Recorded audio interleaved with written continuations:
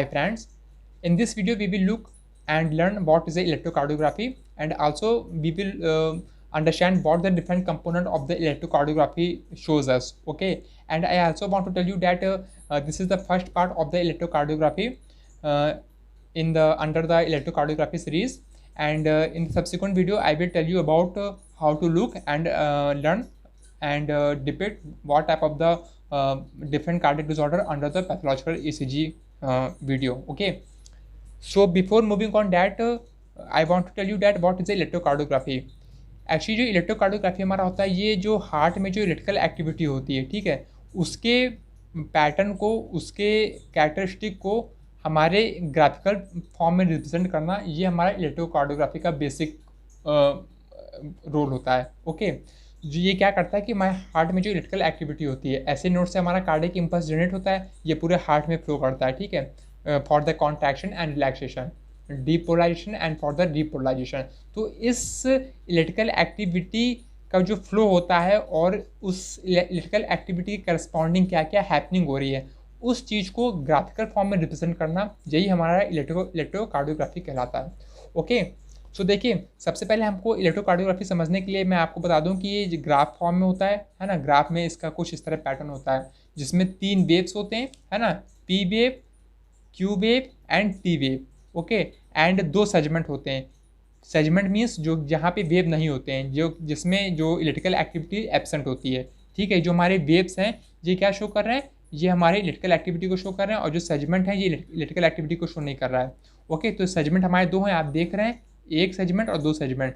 तो पहले वाले सेगमेंट को हम पी क्यू बोलते हैं और दूसरे सेगमेंट को हम एस टी बोलते हैं. ओके, तो ये जो तीनों को मिला के एक कार्डियक साइकिल होती है, फिर दूसरी कार्डियक साइकिल, फिर तीसरी cardiac cycle and so on. इसी तरह जब तक हम इसको रिकॉर्ड करते रहेंगे ये चलता रहेगा. ओके, तो ये जो हम क्या करते हैं कि जो नीडल होती है, पेशेंट जो हमारा पेशेंट लेटा होता है, ठीक है, हम उसमें नंबर ऑफ इलेक्ट्रोड्स की जो वायर्स होते हैं वो हम डिफरेंट थोरैसिक रीजन में हम इसको इंसर्ट करते हैं, थोरैसिक में भी इंसर्ट करते हैं, मतलब पूरी बॉडी में एक स्पेसिफिक लोकेशंस होती है, वहाँ हम इसको इंसर्ट करते हैं. मगर वो हमारे पॉइंट ऑफ डिस्कशन का यहाँ पे मैटर नहीं करता, इसलिए मैं इसको नहीं शो कर रहा हूँ. मैं ओवरऑल जो है पॉजिटिव और निगेटिव चीज़ को, मैं वायर को मैं एक कलेक्टिवली मैं पॉजिटिव निगेटिव वायर को मैं शो कर रहा हूँ. ओके, तो होता क्या है कि जहाँ जहाँ जो पॉजिटिव इलेक्ट्रॉड सेंस होगा वहाँ पे हमारा पॉजिटिव वेव बनेगी, और जहाँ निगेटिव वेव फॉर्म हो रही होगी वहाँ पे निगेटिव वेव. और आप देख सकते हैं जो हमारा हॉरिजॉन्टल लाइन है उसके नीचे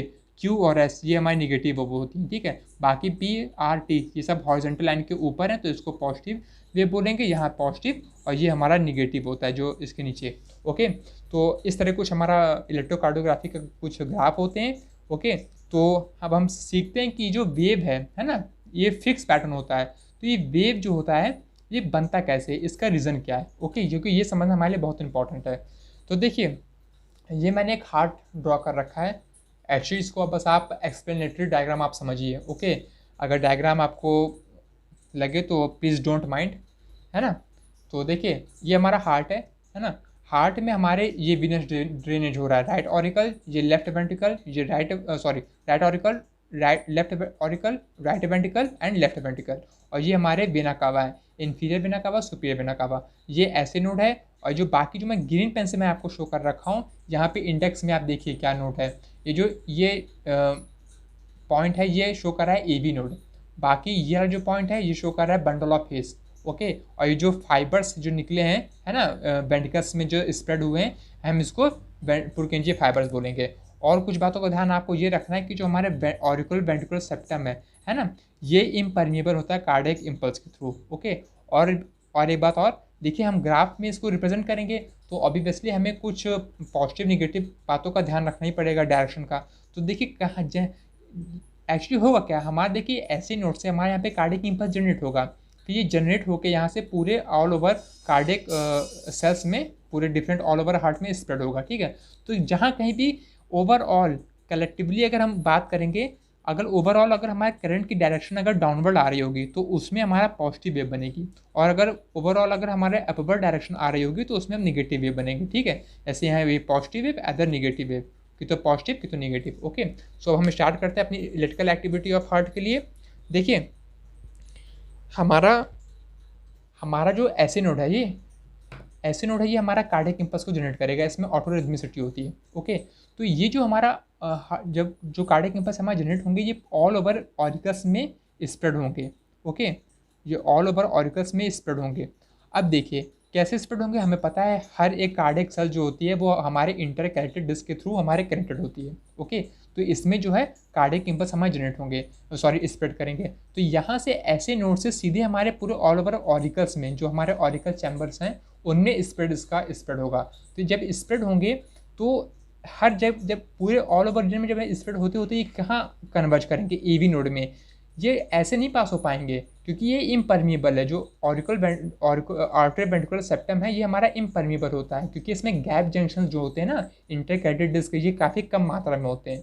ठीक है, तो ओवरऑल जो हमारे जो कार्डियक सेल्स हैं ये किसकी तरफ कन्वर्ज करेंगी, ये हमारे कन्वर्ज करेंगी एवी नोड की तरफ। ओके, एवी नोड की तरफ ये हमारे कन्वर्ज करेंगे।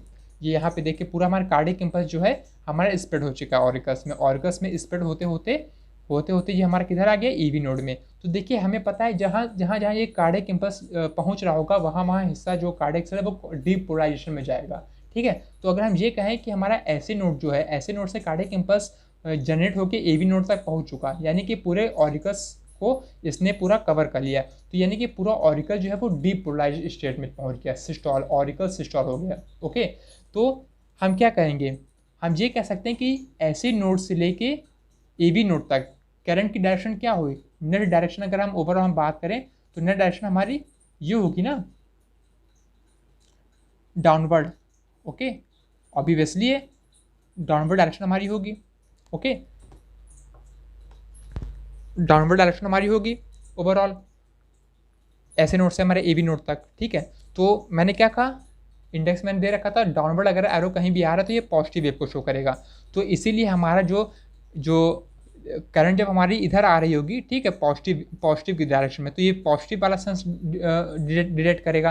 तो नीडल किधर डिफ्लेक्ट होगी, अपवर्ड डिफ्लेक्ट होगी। ठीक है, तो ये हमारा पी वेव इसने बनाया। तो पी वेव हमारा क्या रिप्रेजेंट कर रहा है, ऑरिकल डीपोलराइजेशन। और आपको पता भी है रीज़न, क्योंकि ऑरिकल डीपोलराइजेशन इसलिए डिपेंड कर रहा है क्योंकि ये पूरे कार्डियक इम्पल्स यहाँ पे स्प्रेड हो चुके हैं पूरे ऑल ओवर ऑरिकल्स चैम्बर में। ठीक है, दोनों ऑरिकल्स में स्प्रेड हो चुके हैं, इसलिए हमारा ऑरिकल डीपोलराइजेशन शो कर रहा है। ओके, तो अब जब हमारा कार्डियक इम्पल्स फिर कहाँ पहुँचेगा, इसके बाद इसका सेकंड नंबर है, ये देखिए ये फर्स्ट है, और उसके बाद हमारा सेकंड एवी नोड पे। अब एवी नोड की ये खास बात होती है कि इसमें एवी नोडल डिले होता है, मतलब कार्डियक इम्पल्स जो है इसमें स्लो हो जाता है। क्यों, क्योंकि यहाँ पे भी जो कार्डियक इम्पल्स है ना, जो गैप जंक्शंस हैं इंटरकैरेटेड डिस्क, ये काफ़ी कम मात्रा में होते हैं। इनमें जो है ये काफ़ी कंडेंस कार्डियक टिश्यूज है, जिसके कारण कि जो कार्डियक इम्पल्स जब इसके थ्रू जब फ्लो होता है तो काफ़ी इसमें रेजिस्टेंस ऑफर होता है। ओके, तो इसके रेजिस्टेंस के चलते इसमें जो कार्डियक इम्पल्सेस का जो फ्लो है वो थोड़ा स्लो हो जाता है। इसलिए ऑलमोस्ट ये जो मशीन है ईसीजी, इसको लगता है कि इसमें कोई भी इस वक्त हार्ट में कार्डियक एक्टिविटी नहीं हो रही जब करंट यहाँ पहुँचता है। तो इसलिए जो मशीन जो होती है हमारी ईसीजी मशीन है ना, ये कोई भी अपनी डिफ्लेक्शन नहीं शो करती है, और जो कि जिसके कारण हमारा क्या बनता है, ईवी नोडल डिले। आप देख रहे हैं ये हॉरिजॉन्टल लाइन है ना, ये जो पी और क्यू सेगमेंट जो है, पी और क्यू सेगमेंट क्या शो कर रहा है, ईवी नोडल डिले। और ये लगभग हमारा 0.09 सेकंड का होता है। ओके, 0.09 सेकंड का। तो देखा ईवी नोडल डिले हो गया, ये स्टेप 2। ओके, अब देखिए यानी कि हमारा ऑरिकल से वेंट्रिकल्स में जाने का रास्ता किधर है, एवी नोड के थ्रू। ये इंटरवेंट्रिकुलर सेप्टम हमारा नहीं काम देता है क्योंकि इसमें मैंने बताया कि इम्परमिएबल होता है। ठीक है, तो ऐसे नोड से हमारा जनरेट हुआ कार्डियक इम्पल्स पूरे ऑरिकल्स में स्प्रेड हुए, फिर एवी नोड पे आया, एवी नोड में डिले हुआ, फिर एवी नोड से सीधे हमारा कहाँ पे ये आएगा, बंडल ऑफ हेज में आएगा। ओके, यहाँ पे मैं इसको दिखा दे रहा हूँ बंडल ऑफ हेज।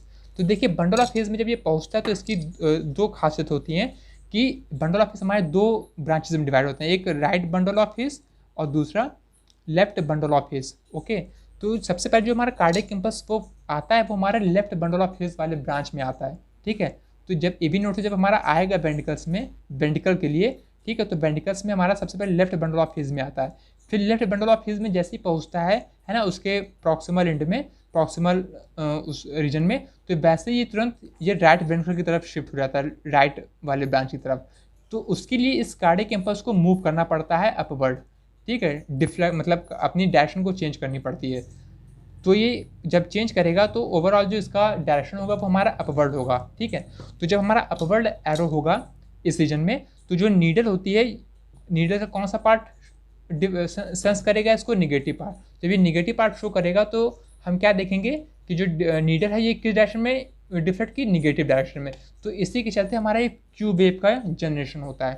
ओके, तो हमने देखा कि negative wave, Q wave. Okay, now अब जैसे हमारा ये बंडल ऑफ हिस्स को कवर कर चुका, ठीक है, तो वैसे ही इसमें अब क्या होता है कि बंडल ऑफ हिस्स से हमारे पूरे बेंडिकल्स के लिए हमारे पुरकिंजी फाइबर्स होते हैं।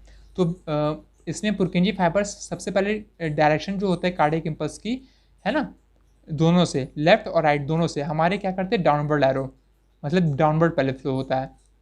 देखिए वेंट्रिकल्स के हमारे दो पार्ट हो सकते हैं ना, एक हमारा ये बेस हो गया वेंट्रिकल का और ये दूसरा एपेक्स हो गया। तो सबसे पहले देखिए क्या हुआ, एबी नोड से हमारा कार्डियक इंपल्स आए, फिर हमारा राइट बंडल ऑफ हिस की तरफ गए। ओके, फिर राइट बंडल ऑफ हिस से पूरे पुरकिंजी फाइबर में गए। पुरकिंजी फाइबर ने क्या किया, पूरे सबसे पहले कार्डियक इंपल्स की डायरेक्शन को ये एपेक्स की तरफ ले गए, वेंट्रिकल्स के एपेक्स की तरफ। ओके, वेंट्रिकल्स के एपेक्स की तरफ ले गए। तो हमने देखा कि ओवरऑल जो करंट की डायरेक्शन, अगर हम कलेक्टिवली अगर हम करंट की डायरेक्शन की बात करें तो हमें क्या मिला, करंट की डायरेक्शन नेट डाउनवर्ड एरो, ठीक है, ये हमें नेट डाउनवर्ड एरो मिला। ओके, तो इसके चलते मशीन क्या रीड करेगी, हमारी पॉजिटिव वेव। तो पॉजिटिव वेव में क्या होगा, ये डिफ्लेक्ट करेगी ऊपर, तो हमें ये जो आर वेव है ना, पॉजिटिव वेव, ये हमको मिलेगा। ओके, तो देखिए अभी भी ये पूरा वेंट्रिकल वाले हिस्से में है, वेंट्रिकल्स चैम्बर में। ओके, उसके बाद जब ये हमारा एपेक्स तक ये पहुंच चुका तो हमारे कार्डियक इंपल्स की डायरेक्शन ना, फिर ये पुरकिंजी फाइबर्स को कहाँ लेके जाएंगे, इस कार्डियक इंपल्स को उसके बेस की तरफ, वेंट्रिकल्स के बेस की तरफ। ओके, इस तरह बेस की तरफ लेके जाएंगे। तो हमें देखेंगे, हमें ये लगेगा कि कलेक्टिवली जो कार्डियक इंपल्स की डायरेक्शन है वो किधर हो गई, अपवर्ड हो गई, ठीक है, अपवर्ड हो गई हमारी बेस की तरफ पहुंचने के लिए। ओके, तो ओवरऑल हमारा क्या दिखा, नीडल्स को क्या डिफ्लेक्ट करेगी, एस डाउनवर्ड जाएगी, तो इसके लिए हमारा एस वेव जो है फॉर्म होगा। तो हमने देखा कि इसमें जो है अब जो है इस क्यू से लेके एस तक, यानी क्यू आर एस वेव जो है क्यू आर एस वेव, इसके चलते पूरा वेंट्रिकल्स में हमारा कार्डियक इंपल्स जो है स्प्रेड हो चुका। तो जब कार्डियक इंपल्स पूरे ऑल ओवर रीजन में जब हमारा स्प्रेड हो चुका होगा तो ये डीपोलराइजेशन में जाएगा। तो यही हमारा लिखा है कि क्यू आर एस वेव हमारा क्या रिप्रेजेंट कर रहा है, वेंट्रिकल डीपोलराइजेशन। पी वेव क्या रिप्रेजेंट करता है, हमारा ऑरिकल डीपोलराइजेशन। ओके, उसके बाद हमारा क्या होगा, सबसे एक सिग्निफिकेंट बात ये होती है कि जो हमारे जब कार्डियक इंपल्स जब पूरे ऑल ओवर हार्ट में जब हमारा स्प्रेड हो चुका होता है तो ये सडनली जो है डिसअपियर नहीं होता, ये कुछ समय के लिए जो है अपने डीपोलराइज स्टेट में रहता है। हार्ट जो होता है ना, वेंट्रिकल्स अपने डीपोलराइज स्टेट में रहते हैं। तो जितने समय के लिए रहते हैं ये हमारा फॉर्म करते हैं तीसरी वेव। इसमें अब कार्डियक इंपल्स देखिए पूरा वेंट्रिकल्स में भाई चारों ओर तो अब जो है कार्डियक इंपल्स पहुंच चुका, अब तो इसको कहीं जाने की जरूरत है नहीं। तो क्या होगा कि इलेक्ट्रिकल कार्डियक इंपल्स खत्म हो गए, ठीक है, मतलब पूरा यूज हो गया उसका इम्पोर्टेंस। ओके, तो इसके लिए क्या होगा, हमारा जो कोई भी एक्टिविटी नीडल जो है कोई भी एक्टिविटी शो नहीं करेगी, तो इसके चलते हमारा जो है अगेन एक सेगमेंट जो है फॉर्म होगा जिसको बोलते हैं एसटी सेगमेंट। और ये क्या डिपेंड कर रहा होगा कि डीपोलराइज स्टेट ऑफ वेंट्रिकल। देखिए यहाँ तो पूरा डीपोलराइजेशन हमारा हो चुका है वेंट्रिकल का, अब यहाँ पे भी ये जो हिस्सा है इसमें भी हमारा वेंट्रिकल डीपोलराइज स्टेट में रहेगा। ओके, यानी कि ये क्यू से हमारा डीपोलराइजेशन वेंट्रिकल का स्टार्ट हुआ और ये पूरा जाके टी के बिगिनिंग तक, ठीक है, एसटी सेगमेंट तक हमारा वेंट्रिकल डीपोलराइज स्टेट में ही रहा। ओके, नाउ अब देखिए हमारा ये पूरा खत्म हो गया है ना, अब वेंट्रिकल जो है रीपोलराइजेशन भी होगा, है ना। देखिए हालांकि ऑरिकल भी डीपोलराइजेशन हुआ था, इसका भी रीपोलराइजेशन होना चाहिए, मगर क्यों नहीं होगा मैं भी इसको आपको बाद बताऊंगा। पहले वेंट्रिकल्स की बात करते हैं क्योंकि ज़्यादा इंपॉर्टेंट होता है। देखिए जब हमारा वेंट्रिकल जब डीपोलराइजेशन में हो चुका तो इसको रीपोलराइजेशन में आना पड़ेगा। अब रीपोलराइजेशन में आने के लिए क्या करेगा कि इसमें जो रीपोलराइजेशन का जो प्रोसेस होता है ना वो यानी कि देखिए अभी ये पूरा जो वेंट्रिकल था ये पॉजिटिव था, क्योंकि पॉजिटिव जब कटायनिक लोडिंग होती है सेल में तभी ये जो है कॉन्ट्रैक्शन के स्टेट में आता है। ओके, अब ये कॉन्ट्रैक्शन स्टेट में है तो अब इसमें जब हम निगेटिव इंसर्ट करेंगे तभी तो ये रीपोलराइज होगा, निगेटिव आए जब इसमें आएंगे तभी तो निगेटिव होगा, रीपोलराइज होगा। तो उसके लिए क्या करेंगे, जो निगेटिविटी डेवलप होती है ना कार्डियक इंपल्स में, वो एपेक्स से स्टार्ट होती है और एपेक्स से स्टार्ट होती है और ये किधर मूव करती है, ऊपर की तरफ। तो यानी कि सबसे पहला पार्ट जो रीपोलराइज होता है वो हमारा एपेक्स होता है और ये जो रिलैक्सेशन है ये नीचे से अपवर्ड की तरफ मूव करता है। तो देखिए जब हमारा निगेटिविटी जब नीचे से ऊपर की तरफ जाएगी तो पॉजिटिविटी को पॉजिटिविटी यानी कि डेवलप किस तरफ हो रही है, निगेटिविटी के उल्टा, है ना। तो हम इसको क्या लिख सकते हैं कि अगर निगेटिविटी नीचे से ऊपर डेवलप हो रही तो पॉजिटिविटी किधर से डेवलप होगी, इधर। तो अगेंस्ट जो नीडल जो है इसको पॉजिटिव वेव डेवलप हुई, ठीक है। पॉजिटिव वेव की डेवलप की चलती कौन सी वेव बनाएगी, टी वेव, ओके, जो कि वेंट्रिकल हमारा रिपोलराइजेशन को डिपेक्ट करेगा, क्योंकि जो निगेटिविटी है वो डेवलप हो रही है नीचे से ऊपर की तरफ, तो वेंट्रिकल जो है रिपोलराइज हो रहा है ना। और यही हमारा क्या करते हैं, वेंट्रिकल रिपोलराइजेशन, ओके। देखिए हमने इस तरह तीनों की तीनों वेव और सेगमेंट एक कार्डियक साइकिल में किस तरह ईसीजी का जो कंपोनेंट है वो क्या होते हैं, क्या रिप्रेजेंट करते हैं, ये हमने ढूंढ लिया, ओके। अब हम बात करते हैं कि देखिए वेंट्रिकल्स के साथ उसका डीपोलराइजेशन भी है और रीपोलराइजेशन भी है, मगर ऑरिकल के साथ केवल इसका डीपोलराइजेशन है। ये रीपोलराइजेशन क्यों नहीं है, देखिए हमें पता है कि अल्टरनेट कॉन्ट्रैक्शन और रिलैक्सेशन होता है। जब दोनों ऑरिकल जब कॉन्ट्रैक्शन स्टेट में होंगे तो वेंट्रिकल रिलैक्स स्टेट में होगा, और जब वेंट्रिकल रिलैक्स स्टेट में होंगे तो ऑरिकल्स हमारा हो जाएगा, इस तरह होता रहता है, ओके। तो देखिए हमारा जिस वक्त हमारा कार्डियक इम्पल्स एवी नोड से वेंट्रिकल्स में एंटर करता है बंडल ऑफ फेस के थ्रू, तो उस वक्त जो है ना, वेंट्रिकल्स कॉन्ट्रैक्शन करना शुरू करता है, ठीक है, और ऑरिकल्स रिपोलराइजेशन शुरू करना करेगा, है ना, क्योंकि अपोजिट होता है। तो देखिए जो पोटेंशियल, ठीक है, जो कार्डियक इम्पल्स की पावर इसको डीपोलराइज करने में लगती है, ओके, जो इसको डीपोलराइज करने में लगती है वो इसके रिपोलराइजेशन को करने में जो मशीन है वो इतना उसको नहीं वो कर पाती, यानी कि पावर ऑफ कार्डियक इम्पल्स